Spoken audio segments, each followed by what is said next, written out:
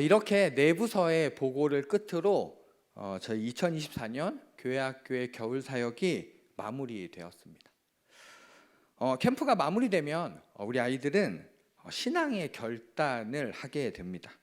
캠프의 주제, 또 말씀을 통해서 받게 되는 그 어떤 신앙의 도전이 있어요. 그리고 아이들이 이걸 품고 이제 삶의 자리로 나가고자 합니다. 하나님 앞에 간절히 기도했던 그 기도의 제목들을 이제 삶의 자리로 옮겨서 그것들을 가지고 삶을 살아가게 되면 우리 아이들의 신앙이 한 단계 성장하게 됩니다. 우리 아이들이 어떤 결단을 하게 되었는지 다시 한번 좀 돌아볼까요? 유치부가 보고 예배를 드린 지 이제 한 달이 됐는데요. 물론 여러분들이 잊어버리셨을 거라고 생각하고 하는 게 맞아요. 유치부는요, 하나님과 예수님과 성령님이 어떤 분인지 알고 우리 아이들이 스스로 입술로 고백하는 것을 좀 결단했습니다. 유초등부는요, 우리 아이들이 말씀과 가까워지는 것, 그리고 그 말씀과 가까워짐으로써 하나님과 가까워지는 것을 결단하며 나아갔습니다. 청소년부 아이들은요, 나 혼자의 힘으로 살아가는 것이 아니라 하나님의 능력을 힘입어서 살아가는 삶을 결단해서 나아갔어요. 또 청년들은 우리 신앙공동체 안에서 서로 사랑하며 하나의 공동체를 만들어가는 것을 좀 결단하며 나아갔습니다. 이런 결단을 품고 살아가고자 할 때 이제 우리 자녀 세대 아이들이 결단한 대로 살아가려고 할 때 한 가지 질문을 마주하게 됩니다. 아이들이 이렇게 질문해요. 그러면 이제 어떻게 해야 할까요? 이건 굉장히 실제적인 고민이에요. 굉장히 현실적인 고민입니다.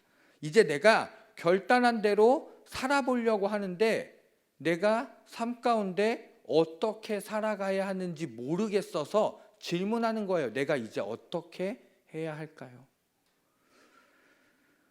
이렇게 결단한 대로 살아가고자 하는 아이들이 고민하는 이 고민을 아이들이 답을 찾아 나가면서 한 단계 신앙의 성장을 경험하게 됩니다. 그래서 오늘 여러분들과 그 아이들이 질문하고 그 질문의 답을 찾아가는 과정들을 여러분들과 함께 나누면서 우리 아이들이 이렇게 신앙의 성장을 경험하고 있다는 것을 좀 함께 경험해 보시는 시간이 되셨으면 좋겠습니다. 말씀을 같이 한번 읽어볼까요? 골로새서 3장 15절 말씀입니다. 함께 읽겠습니다.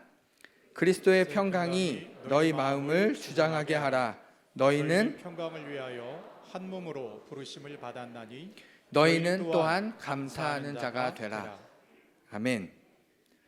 바울 사도가 골로새 교회에 보내는 편지를 통해서 골로새 교회의 성도들과 또 지금 말씀을 읽은 우리들에게 동일하게 도전합니다. 어떻게 도전하나요? 그리스도의 평강이 우리들의 마음을 주장하게 하라고 도전합니다. 이 도전을 받은 우리는 결단하게 돼요. 우리의 마음속에 어떤 신앙의 도전이 딱 찾아오게 되면 결단하게 됩니다. 우리는 이렇게 결단해요. 하나님, 제가 그리스도의 평강이 제 마음을 주장하게 해주세요. 그리스도의 평강이 제 마음을 주장한 삶의 모습을 가지고 살아가게 해주세요. 하나님, 저희들한테 좀 힘을 주시고요, 능력을 주시고요, 은혜를 더하여 주시고요, 지혜를 더하여 주셔서 내가 그렇게 살아갈 수 있도록 도와주세요. 이렇게 결단하죠. 그리고 결단의 형태는 여러 가지로 나타날 수 있습니다. 어떤 기도를 통해서 우리가 결단할 수 있고요, 또 메모하시는 분들 계세요. 또 포스트잇 같은 종이에 적어서 집에 냉장고나 잘 보이는데 적어두고 여러분들이 지나다니시면서 그 결단을 좀 되새기시는 분들도 계세요. 차 앞유리에 좀 꽂아놓는 분들도 계시고요. 어떤 분들은 정말 마음을 굳게 먹고 가슴에 새기듯이 그 말씀을 좀 마음에 새기고 그대로 살아보고자 하시는 분들이 있습니다. 그런데 여러분, 어떤 방법이 되었든 어떤 방법이든 상관없습니다. 사실 중요한 건 뭐냐면요, 그럼 이제 여러분들 어떻게 살아가실 건가요? 결단했어요. 결단하고 이제 삶의 자리로 나아갑니다. 그 삶의 자리에서 어떤 삶의 변화를 만들어 나가실 거예요? 내 삶의 어떤 부분이 변화가 일어날까요? 나는 내가 결단한 이것은 내 삶에 어떤 영향을 주게 될까요? 사실은 아이들이 결단한 후에 마주했던 문제가 우리들에게 동일하게 생겨납니다. 결단은 했는데 대체 어떻게 살아야 할까요? 라는 질문이 우리들에게도 찾아온다는 거죠. 그런데 고민해보면요, 사실 우리는 이 질문에 대답할 수 없습니다. 솔직하게 이 문제에 답할 수 없어요. 이 결단을, 성경에 있는 말씀이 나에게 어떤 신앙의 도전을 주고 내가 그 결단을 품고 세상에 나아가고자 하는데 어떻게 살아야 할지 모른다는 벽에 부딪히게 됩니다. 답을 할 수 없다는 건요, 지금 뭔가 문제가 발생했다는 거예요. 그리고 이 문제를 해결하기 위해서 저는 우리 자녀 세대 아이들에게 두 가지 과정을 예로 들어서 설명합니다. 제가 아이들에게 가장 중요하게 먼저 이야기하는 것은 정직입니다. 정직해야 돼요, 여러분. 내가 이 문제를 마주하게 되었을 때 이게 지금 문제가 되는 이유가 뭐냐면 내가 이걸 알고 있다고 생각하기 때문에, 사실은 모르는데 알고 있다고 생각하기 때문에 문제가 발생합니다. 교회 학교에서 자라나는 자녀 세대 아이들은요, 대부분 이 신앙의 어려움 앞에, 신앙의 문제 앞에 정직하게 표현하는 걸 어려워해요. 내가 모른다고 이야기하는 걸 어려워합니다. 이 아이들이 잘 알고 있어서, 이 아이들이 아주 유능하고 똑똑해서 이 아이들이 모른다고 이야기하지 않는 게 아니에요.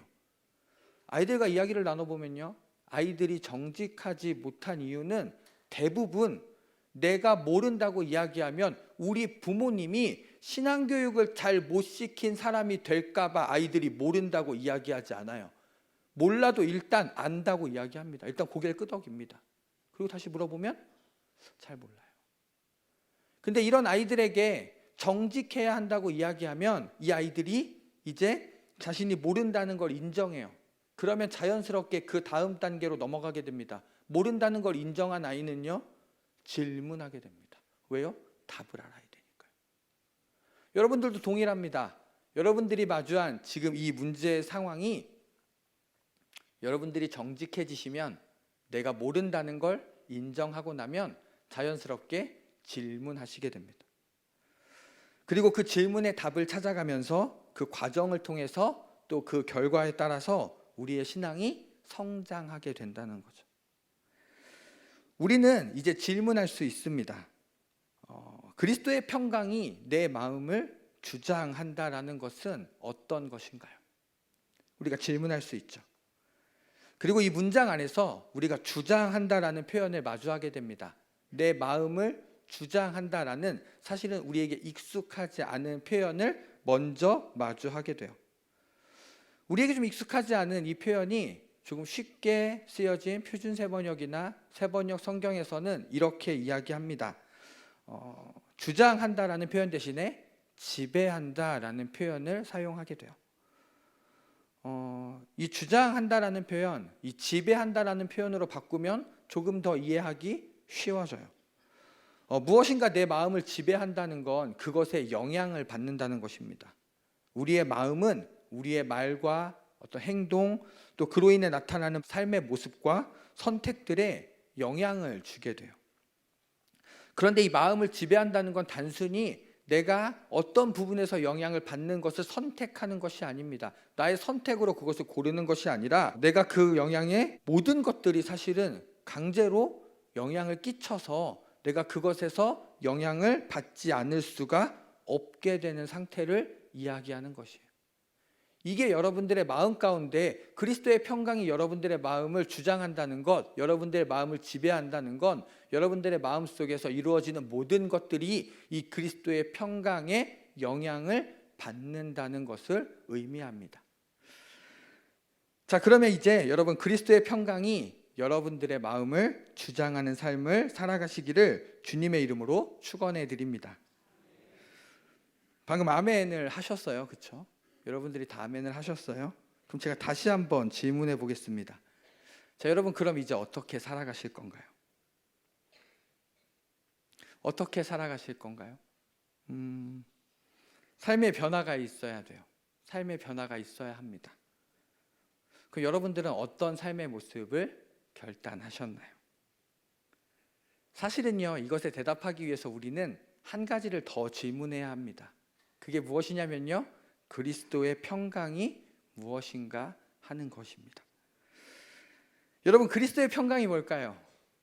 제가 지난 1월 셋째 주에 청소년부 아이들과 함께 먼저 이 그리스도의 평강에 대해서 나누었습니다. 청소년 아이들에게 물어봤어요.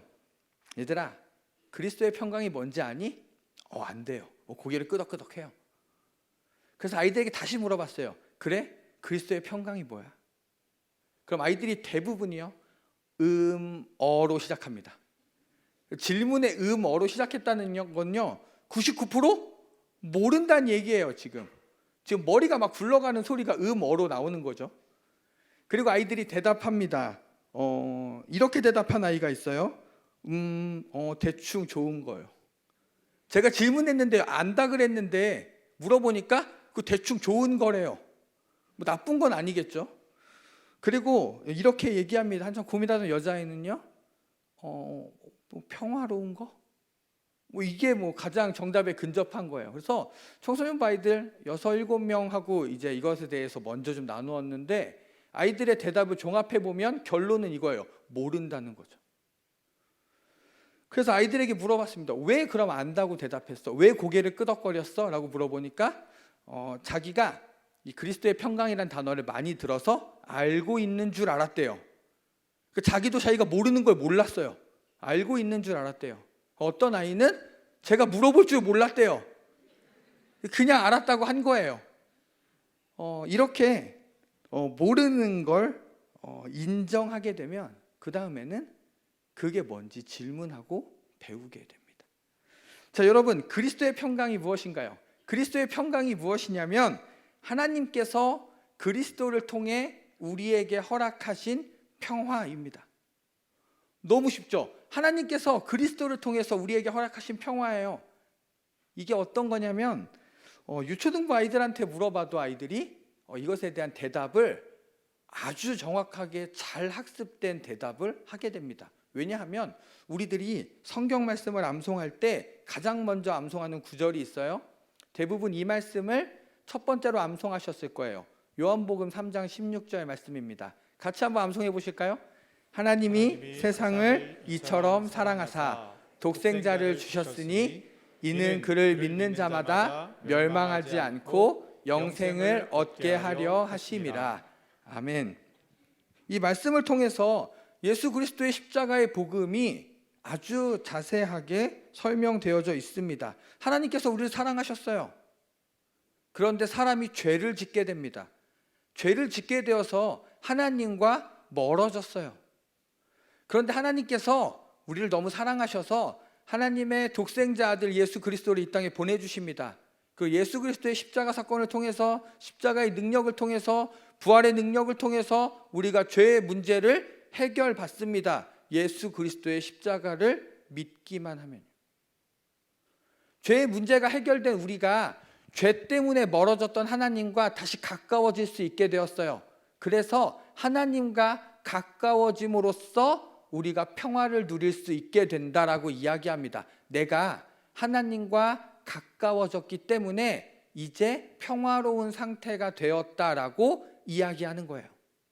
여러분, 이게 그리스도의 평강입니다. 하나님과 가까워짐으로써 평화를 누린다고 이야기를 해요. 그러면 대부분 이렇게 반응합니다. 그럼 평화롭지 않으면 하나님께서 함께 하시지 않는 건가요? 목사님, 제가 지금 평화롭지 않아요. 제 삶은 너무너무 힘들고요. 어려움과 역경과 고난 가운데 있어요. 누가 들어도 제 인생은 너무너무 힘듭니다. 그럼 하나님이 저와 함께 하시지 않는 건가요? 여러분들뿐만 아니고요, 자녀 세대 아이들도 똑같이 이야기합니다. 목사님, 너무 힘들어요. 학원 가는 것도 너무 힘들고요. 공부하는 것도 너무 힘들고요. 엄마랑 사이가 안 좋아요. 엄마가 자꾸 뭐라고 해요. 너무 힘들어요. 뭐 어디 가기 싫어요. 학교 가기 싫어요. 학원 가기 싫어요. 너무 힘들어요. 그러면 제가 이렇게 힘든데 하나님은 저와 함께 하시지 않는 건가요? 라고 똑같이 물어봅니다. 그런데 여러분, 하나님과 함께 함으로써 평화를 누린다는 건 이런 게 아니에요. 하나님과 함께 함으로써 내가 평화를 누리게 된다는 건 이렇게 좀 이해하시면 좋을 것 같아요. 제가 아이들에게 이런 예화를 들어 설명했는데요. 제가 어린 시절에 부모님과 함께 자연농원을 자주 갔어요. 자연농원 아시죠, 여러분? 청소년부에서 얘기했는데 애들이 몰라가지고 좀 약간 소외감 들어가지고 네, 여러분들한테 좀 말씀드리고 싶었어요. 이제는 에버랜드로 이름이 변경된 놀이동산이죠. 제가 어릴 때요 자연농원에 자주 갔어요. 여러분들이 보시는 것처럼 제가 굉장히 유복한 집안에서 곱게 자랐습니다. 뭐 감춰지지가 않아요. 네, 요즘에는 어떤지 잘 모르겠는데 그렇게 놀이동산에 가면 그때는 제 기억에 거의 하루 종일 방송이 나왔어요. 어떤 방송이냐면 어디 미아 보호소에 애가 있는데 어느 지역에서 왔고 엄마 아빠 이름은 뭐고 애는 옷을 뭘 입었고 몇 살인데 어디에 있는 미아 보호소에 있으니까 얘를 찾으러 오라고 얘기합니다. 반대도 있어요. 애가 없어졌대요. 애가 옷을 뭘 입고 있고 이름은 뭐고 뭐 옷은 뭘 입고 있는데 얘가 보이면 어디 미아 보호소로 보내달래요. 이 방송이 하루 종일 나옵니다. 그 놀이동산에. 그러면 어린 나이에 그 방송을 들으면요 마음에 불안감이 생겨요. 어떤 불안감이 생길까요? 저 방송의 주인공이 내가 되면 어떡하지라는 불안감이 생깁니다. 그렇게 불안감이 좀 생기면서 저도 이제 부모님과 함께 놀이동산을 찾아가게 됐어요. 사실 그때 당시에 120cm라는 키는 굉장히 중요합니다. 이게 왜 중요하냐면요, 청룡열차를 탈 수 있는 기준이 120cm예요. 거의 120cm가 된 사람과 그 이전의 사람은 뭔가 사람으로서의 격이 다르다고 할까요?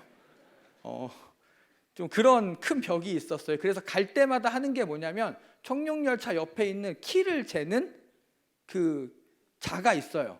거기에 가서 머리를 대고 비빕니다. 근데 뭐 그렇게 갑자기 다이나믹하게 키가 크지 않죠. 그래서 그날도 어김없이 청룡열차를 타지 못하는 키이기 때문에 시무룩하게 부모님에게 좀 투덜대면서 찡찡대면서 좀 돌아다녔어요. 그러다 어느 순간 자각합니다. 뭘 자각해요? 내가 지금 혼자라는 걸 자각합니다. 그게 딱 자각이 되는 순간이 저한테 너무너무 큰 충격으로 남아있어서 아직도 그때 그 장면이 제가 보고 있던 시야가 정확하게 기억나요. 눈앞에 하얀 건물에 핫도그가 그려진 핫도그 집이 있었어요. 제 바로 앞에. 그 오른편에는 기념품을 파는 작은 이 끌차 같은데 기념품을 팔고 있었고요. 제 왼쪽으로는 놀이기구가 하나 있고 제 머리 위로는 정기적으로 아까 타지 못한 청룡열차가 지나갔습니다. 근데 그때부터 이 마음속에 두려움이 싹 터 올라옵니다. 분명히 잘 배워서 알고 있어요. 길을 잃으면, 엄마 아빠를 잃어버리면 미아 보호소로 가서 엄마 아빠를 찾아달라고 방송을 해야 된다는 걸 알고 있어요. 근데 내가 여기서 미아 보호소까지 안전하게 갈 수 있는지 확신이 없습니다. 왜냐하면 혼자 가본 적이 없으니까요. 그때 제가 한 6살, 7살 정도였던 것 같아요. 근데 그때부터 거기서 움직일 수 없는 사람이 됩니다. 왜냐하면 방금 전까지 요 근처에서 엄마 아빠랑 같이 있었거든요. 내가 여기서 움직이면 엄마 아빠랑 더 멀어질까 봐 움직이지 못합니다. 그리고 마음 한켠에는요, 아까 내가 청룡열차를 타지 못해서 떼썼던 게 생각이 나서 혹시 내가 너무 떼를 써서 엄마 아빠가 나를 좀 교육의 차원으로 좀 떼어놨나라는 생각에 그 바로 뒤편에 벤치가 있었거든요. 거기에 가서 굉장히 바른 자세로 앉아 있었어요. 왜 그랬을까요? 어필을 한 거죠. 내가 마음을 좀 고쳐 먹었다. 다시는 그러지 않겠다. 근데 몇 분이 지나면 알게 됩니다. 이게 아니라는 걸. 그때부터 마음속에 불안감이 피어오르고 걱정하게 되는데요. 뭘 걱정하냐면요, 화장실을 어떻게 갈지 걱정합니다. 제가 그때 첫 번째로 걱정했던 건 화장실이 가고 싶은데 화장실을 갈 수가 없었어요. 왜냐하면 내가 화장실 간 사이에 엄마 아빠가 지나갈까 봐. 그 다음 걱정은요, 배가 고픈 거예요. 갑자기 그냥 배가 고픈 것 같아요. 그리고 밥을 어떻게 하지? 밥을 어떻게 사 먹어야 되지? 누구한테 밥을 사달래야 되지? 걱정합니다. 그 다음엔 집에 어떻게 갈지 걱정해요. 사실은 뭐 답을 얻을 수가 없는 걱정이죠. 근데 그렇게 걱정하던 차에 지금 생각해보면 정말 짧은 시간이었던 것 같아요. 부모님이 멀리서 걸어오시는 모습을 발견합니다. 그리고 부모님께 뛰어가요. 부모님께 뛰어가는 동안 부모님께 도착하기 전에 그때 가지고 있던 걱정이 하나도 없어져요.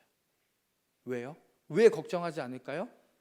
그 문제를 완벽하게 해결할 수 있는 존재야 나타났기 때문이에요. 일말의 의심이 없어요. 화장실에 가고 싶어요? 아빠한테 가져가면 되죠. 아빠가 나랑 같이 가줄까? 이런 의심이나 걱정이 없어요. 배고파요? 엄마가 주겠죠. 엄마가 때 되면 주겠죠. 뭐 걱정할 여지가 없어요. 그 때 되면 밥을 주겠죠. 집에 어떻게 가요? 아빠 차 타고 가겠죠. 걱정할 필요가 없습니다. 설마 아빠가 날 또 두고 갈까? 이런 걱정을 하지 않아요. 그렇게 해서 아주 어린 나이에 마음속에 있던 걱정과 근심들이요, 엄마 아빠를 딱 만나는 순간 싹 없어집니다. 근데 여러분 기억하셔야 될 게 있어요.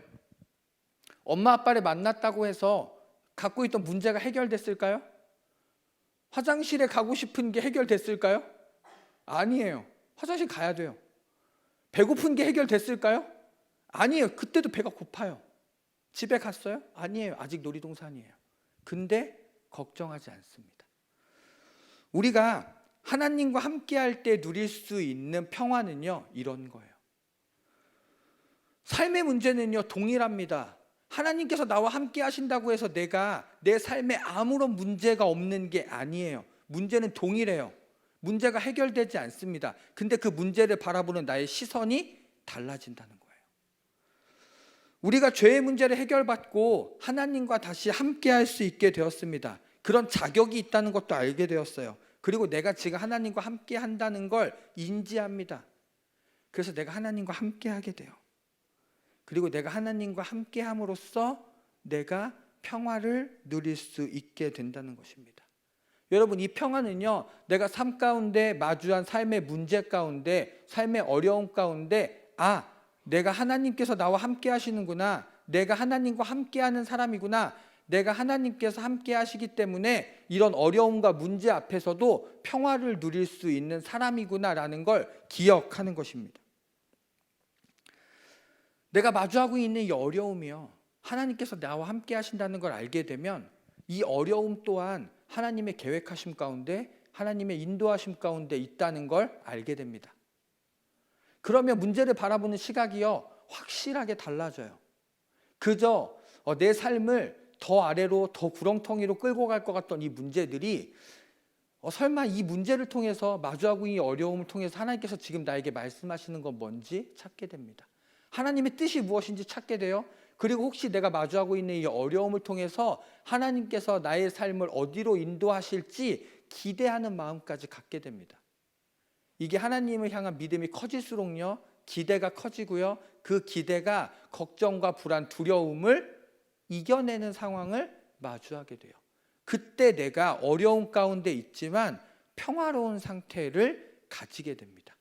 여러분, 이게 하나님과 함께 함으로써 평화를 누리게 되는 거예요. 그리고 이 평화를 우리가 어떻게 얻었냐면 예수 그리스도의 십자가를 통해서 얻게 되었습니다. 그래서 우리가 이걸 그리스도의 평강이라고 부릅니다. 자, 여러분, 우리가 말씀을 좀 다시 한번 읽어볼까요? 우리가 함께 읽었던 골로새서 3장 15절의 앞부분인데요, 같이 한번 읽어보겠습니다. 그리스도의 평강이 너희 마음을 주장하게 하라. 아멘. 바울 사도가 전하는 이 신앙의 도전이 처음 여러분들이 말씀을 읽으셨을 때와 많이 달라지셨으리라고 생각합니다. 이 그리스도의 평강이 하나님께서 함께 하심으로 삶의 어려움 가운데 평화를 누릴 수 있는 이 은혜가 여러분들의 마음을 주장하시기를 주님의 이름으로 축원해 드립니다. 여러분, 우리 자녀 세대들이요, 신앙의 결단을 품고 삶의 자리로 나아갑니다. 그리고 마주하는 질문, 그럼 이제 내가 어떻게 살아야 할까요? 그럼 내가 어떻게 해야 할까요? 라는 이 질문 앞에서 정직하게 모르는 것을 인정하고 질문하고 답을 찾아가며 우리 아이들이 신앙의 성장을 경험하고 있습니다. 이렇게 신앙의 훈련을 받고 있어요. 여러분들께서도 동일하게 이 마주하는 신앙의 문제 앞에서 정직함으로 질문하시고 또 답을 찾아가며 신앙의 성장을 경험하시기를 소망합니다. 그리고 우리 자녀 세대가 보고 배울 만한 신앙의 모범이 되어 주시기를 간절하게 부탁드립니다. 어떠한 그리스도의 평강이 마음이 주장하는 삶을 또 하나님께서 그리스도를 통해 우리에게 주신 평화를 함께 하심으로 누리는 평화를 여러분들의 삶의 자리에서 온전히 누리시는 여러분들이 되시기를 주님의 이름으로 축원해 드립니다.